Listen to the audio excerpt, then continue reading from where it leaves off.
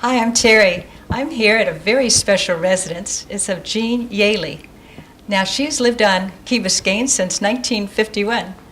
Hi, Jean. Thank you so much for allowing us to come into your home. Well, thank you for coming by, Teri. You told me that you moved to the Key in 1951? Yes, that's right. April 1951. And how did you first discover Key Biscayne? We had come down here. My husband was an electronics engineer and had worked at WKTV in Utica. Uh-huh. And WTVJ was just beginning then. He was a television guy. He was in TV, yeah. Well, he had graduated in electronics, but he got a job in TV. And he came down here because we saw what happened in Utica, New York, once the station opened, where everybody had to buy a TV set. So, and so we came to Miami just to look around and see what was here, and liked what we saw. We stayed in Coral Gables, and we came over here one Christmas to go to Crandon, to the beach. Mm-hmm. It was open then, and we saw little houses, and they were open, and we went to visit and sat right down with them and bought one because it was, you could buy them for, on a VA mortgage, for $600 down, and we had $600. Didn't have it with us, but we had $600. Yeah. So we bought the house right off, and but of course it had to be built for us. Now that was a Mackle house, the first house. That's Mackle that was building them. He was building, and do you remember what street you were on? Enid Drive. On Enid Drive? Yeah, he's still there. The house is still there? They must have built him pretty good. Amazing. They've gone through a lot of storms, and some of the newer ones that have been built, well, of course they're much larger, have not done as well in heavy storms. But those Mackles, really, their roofs stayed on, and they were sound little houses. That is really something. That's quite a thing for Mackle. We never stayed here on Key Biscayne during a hurricane, though. We were always asked to evacuate, and we generally did. So that was your first house. Now, the house that we're in now, this one belonged to your parents? Well, they came down to visit. My father was ready to sell his business and retire. Yeah. And they looked around and saw our house and got to talking to a nice couple who lived around the corner from us on Curtiswood Drive, which was named for them. That was Muriel and Kurt Curtis. Oh, so they named the street after them? Yeah, That's well, wonderful. Kurt worked for the Mackle Company. Oh, pretty good. Yeah. So now we know where the name comes from. Enid came from dine. Enid is the reverse of dine.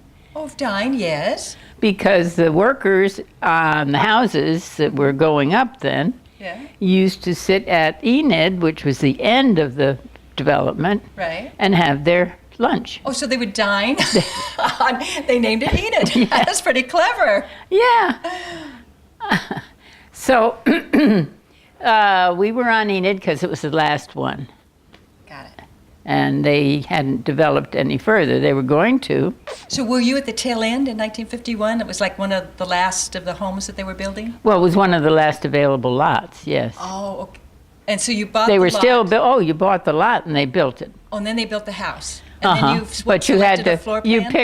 you picked the floor plan. Yeah. Mostly by price. Oh, that's true too. If you wanted a garage or a bedroom or whatever you wanted. Well, no, they came in packages. Package, okay. You could have the 13.5 house or the 11.6 house or whatever. But 13,500 or 11,500. That's pretty good. That's hard to imagine in today's standards. There was one very special house for 16.5 that we all aspired to. Only the rich could afford that. I'll bet. Well, if you go by percentages, that's a big percentage. Yeah, it certainly was. So Mom and Dad came down and they said, okay, this is where we want to live. This lot is spectacular because you have a beach and a full ocean view. Well, they were then, I think it was the Mackle Company, or it was Diversified Services. Those are the people who put up the money for the original development here. That's important. And So a wall had just been built along here, Like a seawall? a seawall. Okay. And this was a mangrove swamp. Oh my gosh, that must have been beautiful with all the mangroves. Yes, it was. And there was a beautiful meandering stream at the end of it there, which was the end of where our developed area was. See, we were built on what had been the coconut plantation. Okay. That was all pretty much filled land, too. I hear your beautiful clock. That's awfully nice chiming in the background there, right at a great moment, huh? Yeah, I can turn the chime off. No, here. I think it's wonderful. So the stream came down. Is that what created the beach, you think? Probably, yes. That's good thinking on your part. And yes. Do you think that originated, the stream came across the island? Was it freshwater or was it seawater? It was freshwater, and it originated where the community church, the Key Biscayne Community Church. Yeah, I know who that is. All right. Well, they're what they call the biblical garden Okay. is actually right over what was a large pond with a spring in it, Is that something? a freshwater pond. That's something to have a freshwater pond on an island. I think that's wonderful. Well, that wasn't the only one. Oh, there were many freshwater ponds Oh, on the island? sure. The water table then, this was before there was much development in Miami, Uh-huh. the water table was pretty high. And remember, the Everglades are out there with a lot of fresh water. That's true, too. I didn't think of that. And so the water table stretched out under Biscayne Bay. And there were actually springs in the middle of Biscayne Bay. If you knew where they were when you were out boating, there weren't many people boating, but when you were, you could scoop up fresh water to drink. Unbelievable. And that would come up out of the ocean water? Is that No, it came up out of like a sandbar? the basic bottom of the bay. Wherever there was an opening for a spring, Right. then the spring came up Is that beautiful? because the water table was underneath. Well, the water table was pretty close out here too, Sure. and so we had springs on the island. Who knew the Fountain of Youth was here on Key Biscayne? I don't know whether anybody really did know that. That would be curious, because wasn't it Ponce de Leon that was looking for that for a long time? Yes, but then you'll have to read Joan Gill Blank's book. That's true. That's We'll have to goes check with way the back. expert. Yes, she'll know all that stuff. It goes way back to who Cabot was and so on. So anyway, your mom and dad were able to acquire this lot that was here in the... Yeah, they were just filling this land. And so Kurt brought him over and they walked along what was the new seawall. Uh-huh. And he said, this is going to be beautiful. Look at the view from The here. view is spectacular. Absolutely spectacular. Absolutely beautiful. And he also said to my father, we're very interested to get somebody to build on it Yeah. before we have to. Oh, right, to hire like a company that would do it. Yeah, but Okay. if you wanted to build a house, Right. once it's filled and it's settled enough that your engineers say go ahead, Right. you have to drive piling, of course. Uh-huh. And once you build the house, we'll give you $10,000 off the lot. Well, what a deal that is. It certainly was. Sounded good to me. So they practically gave him the lot. Oh, my gosh. Yeah. They wanted it built on, it sounds like. They wanted it built. And how lucky were you to have your mom and dad right around the corner? And they were delighted. The people that, of course, they were dealing through Kurt. And the people at Diversified and at Macco were delighted to have Babcock or somebody else build. Absolutely. Yeah. Have someone else there. Well, this is unique. I don't think too many people realize these beautiful homes are along here, and they all have beaches. So it's a pretty special place to be. Yes, they actually do. Part of the beach, up to what's called the high tide mark, belongs to the state of Florida. Oh, that's right. Any Florida- beach does. Any beach in Florida. That's right. But still, to be able to have that beach outside your home is pretty special, let me tell you. Well, most of those people think that that beach belongs to them. Well, one would tend to think that way, I suppose, if it's out in your front yard. And access could be a problem, too. But tell me, Access is, yes, the key. now, when you were here, now you had a boat, so was there a yacht club at the time, or No, a place to no. park the boat? Well, that was the reason the yacht club was formed. Oh, so people could have a place to park their boats. Yeah, Buddy Austin and another young man whose name I cannot remember, but the Key Q, the early Key Q, has him writing about a possible yacht club. So if you want to look him up, you can. Okay. But Buddy Austin was really the mover and shaker because he wanted to have a place where he could put in a davit. Oh, off of his property or Off of dry land. right. And so he drop- could raise the yes. boat up. So he could get his boat in and out. Right. Okay. And so, by hook or by crook, he got a lot of people interested in the same sort of thing. And at first, it was down in the Hurricane Harbor that he had acquired a place where they could put the davit.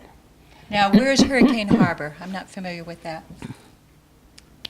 Oh, well, it's the big harbor that's on Key Biscayne. Okay, and they call that Mashta Island, Yes, I know that is. between Mashta Island and the island of Key Biscayne is, Oh, that's Hurricane Hurricane Harbor. Oh, it's kind of like a natural cove in there. Okay. well, it was known as Hurricane Harbor all over Miami because it was a place you could bring your boat.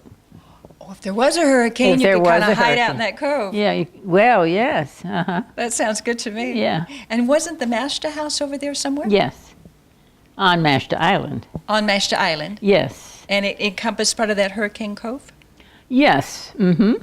Now tell me, was that going to be the yacht club? That was a church at one time, wasn't it? Someone said? Well, Mashta Island, the house belonged to the Macco Company then. right. They was had that their taken that sales all office? over. No, they had taken it over. Uh-huh. And when they advertised these houses in the Miami Herald, and I think Bob Bristol has all those ads, those early ads. Oh, he might, yeah. They used to be posted in the Key Biscayne Bank, but I think he has them now. Oh, okay. And in the early ads, they promised that every buddy who bought a house on Key Biscayne could be a member of this yacht club. That didn't exist. No, but they showed the picture of Mashta House. Oh, so they were thinking that was going to be That the yacht was going to club. be the yacht club, and they were going to give us that house. Well, that sounds good to me. Sounded good to Buddy Austin and everybody else. Yeah, because they all bought. Okay, I'm suspenseful. What happened? Well, Buddy had a going hoist by this time. Okay. And he had people contributing like $5 a year to help him Defer the cost. or defer the whatever. cost of it. But we formed a little group, Yeah. and we thought, well, we're going to take Mackle up on it Sure. and have a yacht club out there. And that little group went out and looked at the building. And nobody was in the building at this time. Was the church there, or nobody was using it? No, they let people use it, Oh, okay. which wasn't a very good idea, but it turns out that when it was originally built, it was built with island sand, which has got salt in it. Oh, that doesn't sound too good. That sounds like it won't last very long. So the rebar in it had all disintegrated Oh, sure, from the salt. from the salt. So the house itself was quite unstable. Oh my gosh, you wouldn't want that then. That could cost a lot of money to redo All you that. could do would be tear it down. Oh dear, that would be too expensive, wouldn't it? It had a marvelous cistern right in the middle of it. Yeah. Just a marvelous, you could make it into a big swimming pool. It was a cistern. Everybody in the island could drink out of that cistern. Oh, I'm telling you, it was beautiful. So we turned it down. And the bay there, I guess it didn't make sense for the yachts there either. Maybe it wasn't deep enough. It wasn't deep enough. Yeah, that can be a problem. And getting in and out of that little basin was going to be a problem. Ah, and constant dredging, that could be a problem. Constant dredging. So that wasn't a suitable place for a yacht club. But anyway, it meant that people had come together with the idea Right. of forming a yacht club. So find us a spot. And so, Hugh Dates was one that was very active. His father, Hugh Dates Jr., still lives at the yacht club. Oh, does he? Yes, on a boat. Oh, on a boat. I think I've heard of it. He was a Commodore at one time, wasn't he? Yes, he was. Oh my gosh. And yeah. his father was at one time, too. Well, it's handed down in the family. But this was the original Hugh Dates, and he was very good at organizing things. And so a charter was written, and it became the Key Biscayne Yacht Club. Oh, how clever. And how did you find the property? Was it a mangrove forest also, or? No, by this time all of this land was filled, Okay. and they were beginning to build on this land. Okay. And they had to have sewer disposal. Yeah, that's important. And so there was a sewer plant that went with the whole property. Oh, and that's over by where the yacht club is now. Yes, The sewer plant. that was the sewer plant for what they were building in here. Oh, okay. So the land just lent itself. They had all of that open land, so. Well, and I think they charged $50,000. And Hugh Dates told us we'd have to go out and sell $100 bonds. Oh, you sold bonds to get the money to pay the $50,000. Pay for the $50,000, yeah. And for that $50,000, was it for the land and the building, or? No, it was right next to that building. Oh, next to the building. The building has since been torn down, the Presbyterian Church. Parking lot. Yes, I know where that is. All right, well, that was where the sewer disposal plant was. Oh, I understand. But for the $50,000 you were giving to the Mackle family, what were you getting for the $50,000? I don't know how many acres, 6.2 or something, Okay, of the bare land. bare-filled land, And but then- waterfront. Oh, that's important. Yeah. If you have a boat, that's very important. And deep water, too, or relatively deep, I guess. Very deep, 12 that's feet even- deep, because it's all the sand that went up into this old mangrove swamp had been dredged out of that part of the bay. That's important, especially if you have a sailboat. You need a little bit more draft, I think. So there was quite a deep, right out in front of my house. It goes waist deep for quite a ways, and then it drops right off. Well, that's where all that dredging took place. Oh, that's spectacular. Yes. So then they sold bonds, $100 each. Did everybody, was it a good idea with everybody? Was any Seemed resistance? to catch on, yes, and people. I'll tell you, Fran Corrodon, you asked me to remember people's names. Fran Corrodon and her husband were very active in selling bonds and bonds. getting people to join. Because $100, today it's not a lot, but back in the 50s, $100 is a It lot was of money. a lot of money. You know, but you were today getting it's a pack you of were groceries, getting you were but- getting a bond that bought a pretty nice piece of land. So Very nice. yeah, And did the bond pay interest on it? no, You just got the bond, and I guess you own part of it. Is that and the you deal? became a member, of course. Well, yeah, that has value. sure. Well, thank goodness you guys did that. Well, we thought we were pretty smart. I yeah. think you were very smart. And then I understand that you were like the original secretary of the yacht club, or Well, got back when involved? we were organizing it, and that was Buddy Austin was doing most of the organizing. right? That was before we wrote a charter. You had to have a charter to be to do your- incorporated. Okay. And Errol Cornell was the person who did the most on that. He was a lawyer. So he would kind of know how to do that kind of thing. Yeah, I think he took the Larchmont Yacht Club charter and took that as a model, or Oh, okay, and just copied that and. well, in general idea of Right. how a yacht club charter should be written. Yeah, I think that's spectacular that all you folks got together and did that. yeah. His wife's name was Jane Cornell. Jane Cornell. Mm-hmm. But anyway, under Buddy's leadership, I was the secretary. And all I was doing was keeping a record of what was said in these meetings That was important. as these decisions were made. But I was expecting my second baby, which I went away and did, and Eve Barnes took over for me. Well, that's wonderful. So it was a shared post right. with Eve Barnes, yeah. Right. Well, you had bigger and better things to do, I think, at the Yeah. time. Oh, but that's spectacular. Everybody got into it and did that. And then tell me about the Chowder Chompers. How did they come into being? Because that's the little band that's formed a kind of a community band in the Yes. Key. Well, along about 5 or 6 years all of this was happening, a family moved onto the Key, and their name was Sykes. Sykes, okay. And that was Tom and Betty Sykes. And they moved onto Heather Drive right here. And Heather, okay. And Tommy was a tuba player. And he was a lover of band music. And he had friends who played clarinet or trumpet who lived on the Key.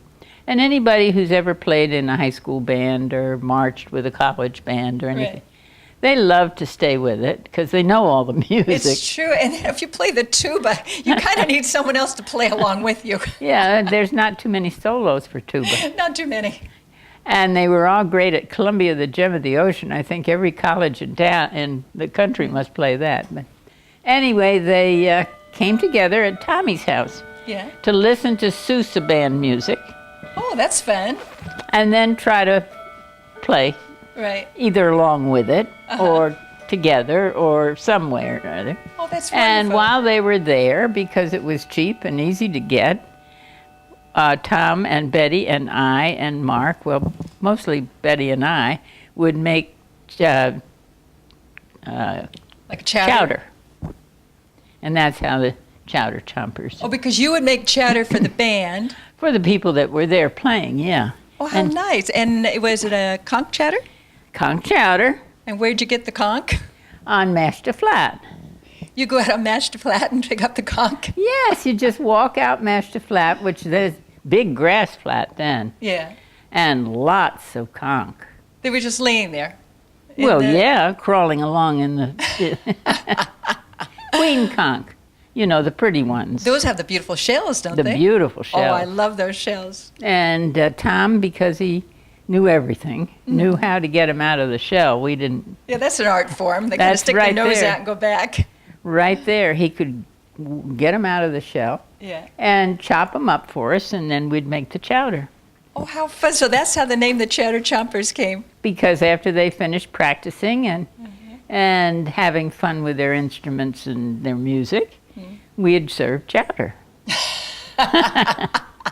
And crackers, of course. How fun, though. But you made it a fun thing to do. And isn't it something that it's stuck all these years? I mean, it's still No, I don't think they have chowder. No. But I meant the group stuck. You know, that the name stuck. The name stuck, the group stuck. New people came in who liked to play. Older people retired. Yeah. The last original member of the band was Wynton Churchill, and he just died this year. I think I saw that in the 2009. Islander News, It was in the Islander News, yeah. Yeah. But they still have it every 4th of July parade. They're there. Yes, they are. How did the 4th of July parade start? And when did it start? Well, Tom felt that we didn't do anything much on the 4th anywhere in Miami that he knew of. Oh, okay. And that we had a band. And you had a lot of young families.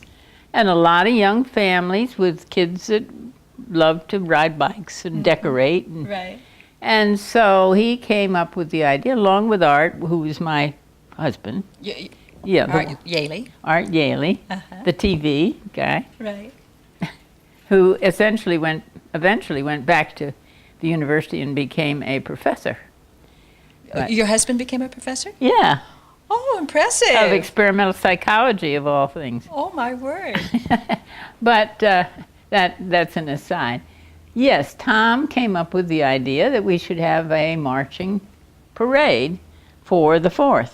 I think it was a spectacular led by idea. the band. And the band thought that was a great idea. Then they had some place to play. Otherwise, it was just in the house. Sure. And Betty and I made, and Betty and her girls, mostly, I didn't have too much to do with it, made those 3-corner type hats that you just fold white paper. And Oh, out of newspaper maybe, or? no, she made it out of construction paper, white construction Yeah. paper, and decorated it with red, white, and blue tape, you know. And they were really pretty handsome. Very colorful, too. Yeah, and I don't know whether we have him still wearing these. Now, No. this is a picture you're showing me of the band, is that? Yeah, I For the was 4th of showing July it parade? because we were very proud of the fact we had a real big drum. And that with said Key Biscayne on Key it, too. Biscayne Marching and Chowder Chompers Band on it, see? And that's the guy who, Faudrey Molt, who bought the drum. Oh, Yeah. very handsome. I love the hats and the red So we let shirts. They him look play pretty the clever. drum because he bought the drum. But anyway, it was 59. Now, a lot of people remember the parade as starting in 1960. Well, the reason is that 59 really was just the band and the Boy Scouts, because they were easily found. That's true. And they had a group already. They had a group, and they had a little truck that they could ride around in. So you had your first float. Yeah, the Boy Scouts. And that was Troop 322. Troop 322. I think they're still here on the Key. I would think so. Yeah. And then we had, St. Christopher's, I think, was in it. I'm not sure. Yeah. But of course, St. Christopher's then was meeting in a wooden building over in the old coconut plantation. And where was, the old coconut plantation, was that the park that we have now? Yes. No, it's the old coconut plantation is now the Royal Biscayne or whatever that is, Ritz-Carlton. Oh, the Ritz-Carlton. That's right. Things have been changed over the years, haven't they? It was the Royal Biscayne. Now it's the Ritz-Carlton. That's the Ritz-Carlton. And before that, it was the coconut plantation with the church. Yeah. Okay. And still with some of the original coconut plantation families. And the people who owned the coconut plantation, Mrs. Wood, was a descendant of the original family, Gotcha. the Matheson family, Oh, that owned all of Key Biscayne for 40 years. And Mrs. Wood was not going to sell any of that property until those last workers moved away. Oh, that was very nice of her. I think that was very accommodating. When you first moved here, the coconut plantation was it still in operation, or the trees were still here? The trees were still here. I don't think they were selling coconuts at that point. Originally they did. Most of the liners of helmets of the First Army, I think it was, were made from the... Oh, that's right. They were coconut liners. Yeah. Yes, I remember that. And they were a nice here. size, too. Yeah, they Nice. were from here. There is the coconut plantation and 2 boards from the original barn up there if you wanted to take a picture of Yeah, that. we will. And you saved that. That is something. Well, Lil Vickers gave me that Uh-huh. because in the first parade and the second parade, her husband, who was in the Army Reserve, Army Air Force Reserve, Right. flew a cargo plane on the weekends because the reserve kept current with their flying. And so, without telling any of us, he came flying low in one of those big old, what were they? Like a big berth, something or other. B-52 or something. No, not a B-52, but a C something. See, or other. uh-huh. And it was one of those huge ones that could just open the cargo bay doors.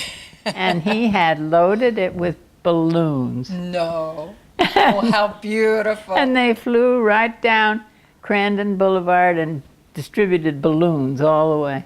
It was so neat. Was this during the parade that he did that? Yeah, that was Jerry Vickers. Oh, that must have been special to see Yeah. all those balloons come down. It really was. And it was a pretty. surprise for a lot of the people? Including me. I was up on a ladder starting the parade, and nobody expected it. It was He came down buzzing everybody. buzzing everybody. It was really great. And was there a nice turnout for the parade? Well, the first parade nobody knew what it was all about. What are they doing? We didn't have the Islander then. That's right. We didn't have the Islander News, which we all read that from We cover to didn't cover. have Channel 77. No, we didn't have Channel 77. So there- Just word of mouth. word of mouth, and of course it was only the band that told people, so there really weren't very many people aware of it. But lots of people on the Key in those days used to have a little barbecue in their yard. Yeah. And so here they came, winding their way, playing their music down all the different streets, Ridgewood and Fernwood, wherever they saw a crowd. They would chase after the audience. And it was such a popular event that it's been going on ever since. Yeah. Now the audience comes to them instead of them having to go after them. It was a lot of fun. Oh, it had to have been fun. It had to have Yeah. been just a hoot. And how did you communicate those days? Just people gathering at homes? Mostly word we of mouth? walked around with broadsheets, stuck them in people's doors. Oh, okay. Door to door, put things out. Okay. Yeah. And about, I know it's hard to estimate, but how many homes or how many people do you think lived on the island then? There were about 300 homes at that point that were occupied. Well, that's quite a few. Oh, that was quite a few. And Sure. a lot of children? And more were being added all the time because the new houses over in this section that had been developed were becoming occupied too. So it was growing pretty fast. And Michael wasn't the only developer, like you said, there were other No, ones? there were others. Now, he was the largest one. Yes, he was Mackle Brothers, Mackle not Brothers. just one. Right, the brothers. And there are still Mackles living on the Key. Is that wonderful? Yeah, Well, they knew it was a good spot. or descendants of Mackle. Right. Yeah, there was, I don't remember the other builders, but other builders had bought small tracts and then they built their houses there. Now, if you look along McIntyre Street, Yeah. you'll see a very nice design that builder used. And those are all different than Mackle's. A little different. Yeah. Well, that's wonderful. There was enough land here that everybody could put a little different slight on it. Yes, and it wasn't so expensive. That's true. All different prices. And then your folks now, did they build this house, or they got the developer to build the house for them? They had a builder from Coral Gables, the Babcock Company, come and build this house. Then Babcock, a couple of other houses. There was nothing on the beach. The beach was There are empty. no other homes on the beach. No. Just this one, and you have the seawall out here, which Yes, is a pretty good but thing the to have. beach was empty. Now, you were telling me that, I know we had a hurricane, what was it? Was it Betsy? Was that the one that hit the... That was 65, yeah. That hit the Key pretty hard, didn't it? That one did, yes. And the water came in? Well, yes, it did. I don't think it came in this house that time. It was Andrew that brought the water. Andrew brought the water in. Yeah. And then you swept it out, I think you said. That was Andrew. Yeah. Andrew had a lot of water on it. Yes, it did. Even though we were very lucky, Andrew stopped at the Pines Canal. Oh, and that Pines Canal is the one that separates the island, isn't it? Well, it's the one that goes all the way through the island. Yeah, all the way Originally, through. it went all the way through to the ocean. Was that what they used to float the coconuts and the wood? Yes. The early plantation owners, I guess, used that. The one plantation owner, Yeah. yeah, that was the Matheson family. And was that a natural canal, the Pines Canal? No. Or was it something that they dredged out and made? I don't know. That you have to go back to Joan Gill. We'll have to go check with Yeah. Joan. We got a lot of investigating to do here.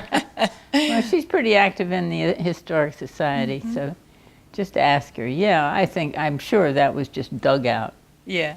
Well, it was nice because back then you did the yacht club, and then was there a women's club on the Key at all? Yes, and that started with handing out little broadsheets and telling people that there was going to be a meeting at what we now know as Stefano's, Oh, okay. but it was then known as the Hurricane Harbor Lounge. It was a Hurricane Harbor Lounge. So everybody was going to meet at the Hurricane Harbor Lounge. That's where we all met to go to the bar and everything else. Well, there was something other. There was the varsity, and we could get into bars, but we won't, yeah. Right. But the Hurricane Harbor Lounge was a popular place to go for dinner. Yeah. That was a nice meeting place. Lovely place. And that was pretty Good much food. the entrance to Key Biscayne. 'cause it's Rosin on- potatoes that were just wonderful. Oh, I heard about those potatoes. They were supposed to be spectacular. Oh, yes, they were How good. the rosin potatoes, right? They cooked them in rosin, yeah. Now, what is rosin?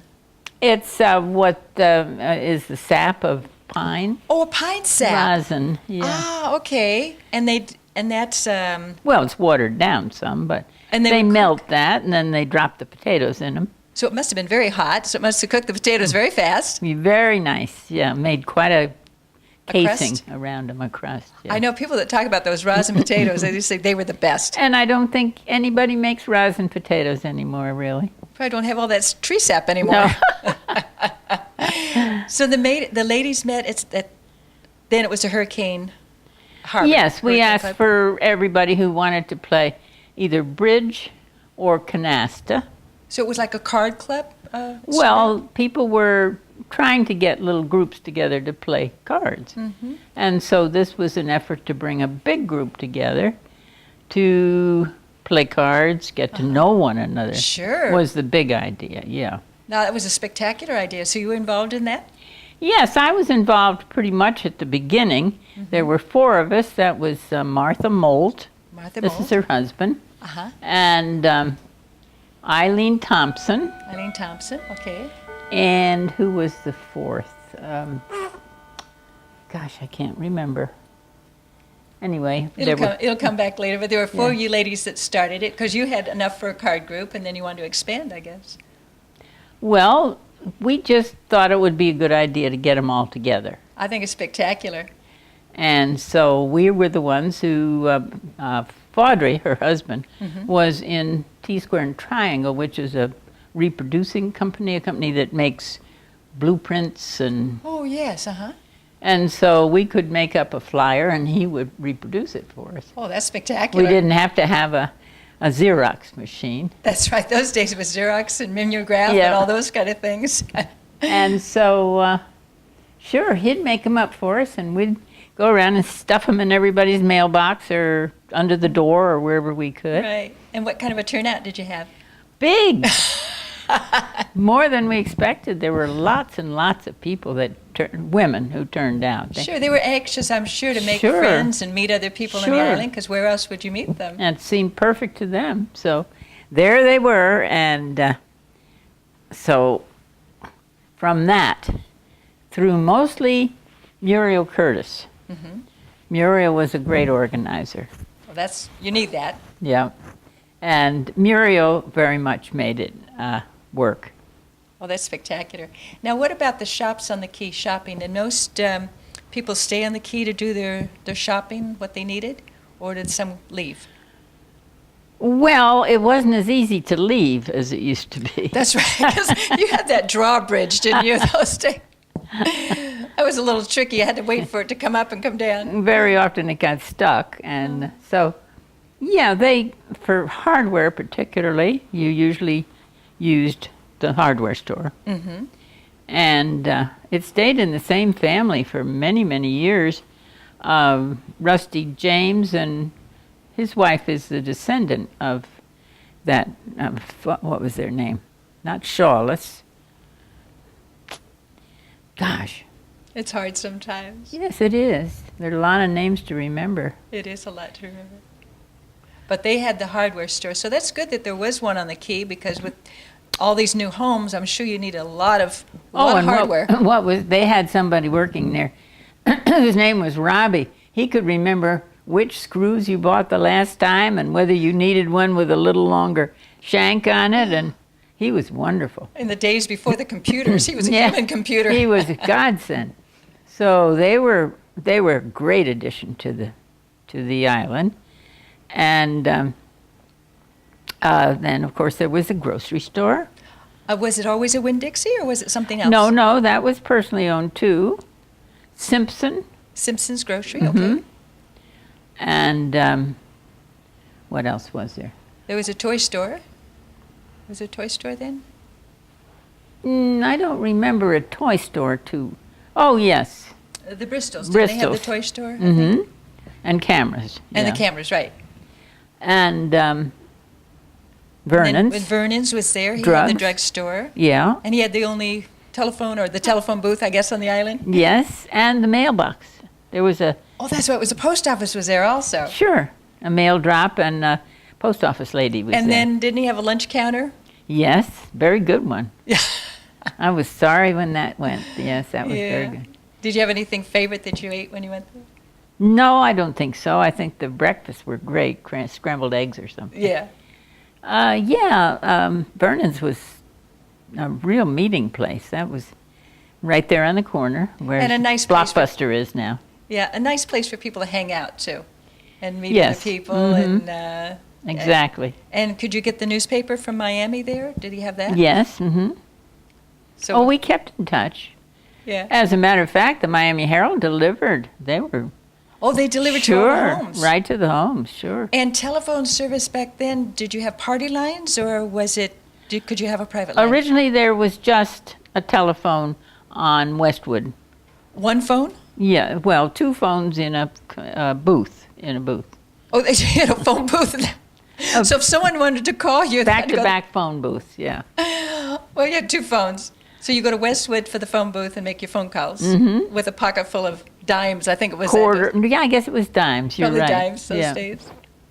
Yeah, that's where we could make phone calls. And that way the post office was Now more we're talking important. about like the first year. Things. Right, and then it escalated Sure. much faster. Was there a post office back then on the Key? Oh no, that was That that's was right, in that was at Vernon's. Vernon's. Yeah. So mail delivery, you went to the post office to pick up your mail, or would he deliver it? I don't remember. You probably had to go there, I would think, to pick up your mail. I think so. Yeah. And then you had there was wasn't there the Jamaica Inn? Was that? Oh yeah, the Jamaica Inn belonged to one of the Matheson family. Oh, that's nice to know. That's now where Linda B's is, isn't See, it? Mrs. Wood was a Matheson. She owned part of it. Hardy Matheson owned the part that became the gas station that's just been torn down. Oh, the lot there that they're wondering what to do with, 560 or something. Yes, Yes, that was Hardy's property was in there. Hardy Matheson. Hardy Matheson. And the Key Biscayne Bank was built on the edge of Hardy's property. And let's see, Hugh owned that stretch of property where he built the Jamaica Inn. And part of the Jamaica Inn was called the, you know, probably better than I do. Oh, that was wasn't there a lounge there or something that everybody went Yeah. to? I can't think of the name of it either, but I know what you're talking about. There was Yeah. a lounge there on the side. Right. So you had quite a few The things. English pub. That's it, the English pub. Yeah. It was great. He had everything hanging in there. He was as bad a collector as T.O. Sykes. Oh, so he just had memorabilia hanging in. Right, and whenever T.O. bought something extra that he didn't know what he was going to do with, he'd say, I'll sell it to Hugh. Now, And he who was did. Who was T.O. Sykes, Tommy. Tommy. Oh, you called him T.O. Yeah. That's a cute nickname. Yeah, Tommy O. Sykes, yeah. Tommy O. Sykes. And the school, was there children on, was there a school on the Key then for the children? Originally, they had to go all the way into town for the first year. When you say into town, across the bridge into Miami. Across the bridge into Miami, but there really weren't that many kids. And was that Shenandoah that they went to? It was in the Shenandoah neighborhood. Now, whether it was called Shenandoah later that I knew about was on 19th, and it was junior level. I mean, middle school. Got understood. This was the elementary. Uh-huh. But see, I didn't have an elementary age child. Yeah, so it'd be hard to remember that. But later on, they did build the school that we still have. Well, here. we had the portables that you and I just talked about. Right, they had the portables. And First they had the portables, they brought those out, and then they built the school, yeah. We've been here at Jean Yehle's house, and she's been telling us these wonderful stories about Key Biscayne. She was one of the first residents here on the Key. The house that we're sitting in was built in 1952 by her parents, but you moved here in 1951. I'm curious, I heard a lot of stories about the zoo. Now, was the zoo on Key Biscayne before you moved here? Yes, the zoo was part of Crandon Park. Oh, okay, so Crandon Park was already here. Crandon Park was built in order to get the Rickenbacker Causeway built. Oh, so they built Crandon Park so they could build the causeway. Well, I mean, it all was one package. It all became part of it, yeah. I mean, they weren't going to put a lot of money into bonds for a causeway unless people from Miami had a destination. had a destination, some reason to come out to this island. Well, that makes perfect sense because Sure. the causeway, that's a pretty expensive proposition. Sure. And so then they built the zoo around that time as kind of an They adjunct. must have. As far as I know, the causeway out to here was completed in about 48. So Okay. the zoo must have been put in at Somewhere about that time. around there. Because it was here when we got here, when we moved in Yeah, 1951. in 51. And it was pretty new still. And then the causeway, that's where they had the big drawbridge, and you had to wait for the bridge to go down There to was- get across. Yeah, there was a drawbridge. But the zoo was very small. Yeah. Did you ever hear the lions roar? Yes, every morning we would hear the lions roar. And sometimes the peacocks would fly out of the zoo Yeah. and perch on rooftops. And you'd hear peacocks in the morning. Oh, that must have been And they're beautiful. very. They have a very distinctive squawk. Worse than a rooster, huh? You knew it was a peacock, yeah. And probably, 5:30 in the morning or something like that? As dawn broke. Yes, it was wonderful to live with a zoo in your backyard. Yeah. And there was a charming lady who tamed lions. You had a lion tamer? Yes, and she used to tame the lions at the zoo. Well, I guess you had to have a lion tamer. If you had lions, it makes sense. That was neat, yeah. And they had quite a few reptiles in the reptile section. They had alligators. One time, we were sort of worried about an alligator that lived on the key. Oh, the alligator lived on the key, not at the zoo. In one of the ponds. Remember, you and I were talking earlier when we spoke with one another about the fact that there were freshwater ponds? Yes, freshwater ponds. And well, the in gators one like of the freshwater ponds was an old alligator. And he just loved to wallow in the mud there. And of course, children were very curious about him. Of course. And they'd go there and throw rocks at him and things. And everybody was a little bit, our children were tiny, but everybody was a little bit concerned that he was going to be a problem. Sure, especially with those rocks headed his way. And so there was this very nice man named Dick Schrack, and Dick Schrack had a lawn service then. And Dick and my husband, Art, decided, Dick knew how to do it, how to round up the alligator. You're kidding. And take him down to the zoo. And nobody would ever know there was one more alligator, and just drop him in the alligator pit there. It was a likely place for him to be. You had an alligator wrestler on the key that was a Well, he resident? seemed to know what to do. He said he did. Yeah. So they got the alligator, and they taped him all up. Yeah. Probably taped his mouth. I can envision that one. Taped him up with Electrical tape or something. well, that wide tape, the gray tape. Yeah. I've forgotten what it's called, but it's strong. Yeah. And it was one mad alligator. So they got it in the back of Dick's truck. Yeah. And they started off for the zoo, but both of them were mischievous. And they're going by the Hurricane Harbor Lounge, Yeah. where at that hour, when they'd picked up this alligator, Yeah. there were a lot of people at the bar.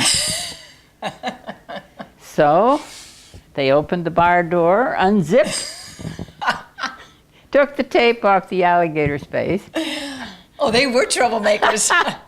and in he went, madder than heck. Oh, they let him go into the bar. Oh, You're kidding. yes, ma'am, right in there under people's feet, hissing away. Oh, we had one mad alligator coming in there.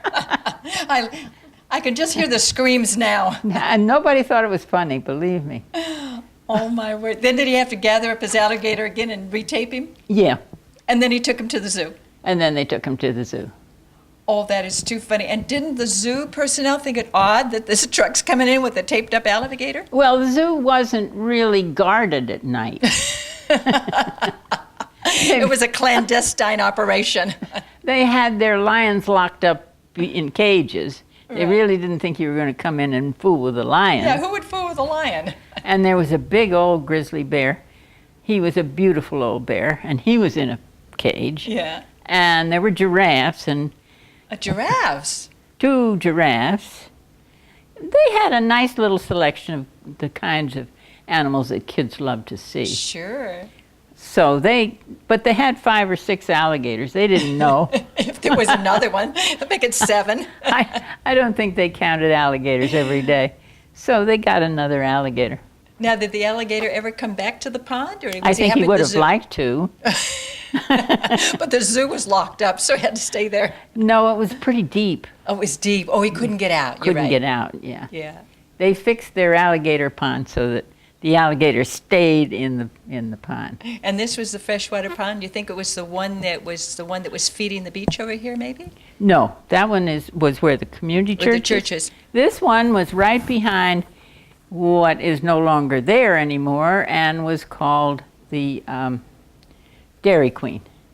Oh, I heard about the Dairy Queen. There was a Dairy Queen. That was near the Jamaica Inn, wasn't it? Somewhere near that? Yes. Right on Crandon Boulevard. Right on Crandon Boulevard. Mhm. But there was a freshwater pond behind Right the Dairy behind the Dairy Queen. And a resident And alligator. this was a place where kids would go for Sure.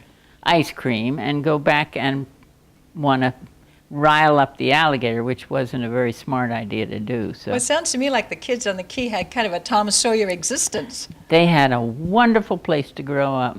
It must have been marvelous. Just wonderful. I mean, it's marvelous now for the children. I think they're all, Oh, yes. it's a spectacular place. But even back in the 50s, throughout America was kind of special, and it was a different it was life. a wonderful place to grow up. And Jim Griffin with his Boy Scouts, Yes, he was terrific. he was just terrific. And, no, it was just a wonderful place for And I kids. think Jim and Jeff, didn't one of them water ski off of the beach? Well, the father drove the Jeep, or the son drove the Jeep, and then the father, or one of them was Something water like skiing that, along the yeah. ocean around the Something Key. like that, yeah. Lots of wonderful, wonderful stories. Yeah. Well, thank you so much for sharing them. I had a wonderful time. I wasn't here those days, but through your stories, I feel like I was. Well, And- I'm so glad that you're taking such an interest. That's wonderful. well, the Historical and Society. you're a very good interviewer. Well, thank you very much for the compliment. I had fun. The Historical Society here on Key Biscayne is doing a program of interviewing people, and any memorabilia you might have or any stories, contact them or contact Channel 77. We'd love to hear your take on things. Thank you so much. This is Teri.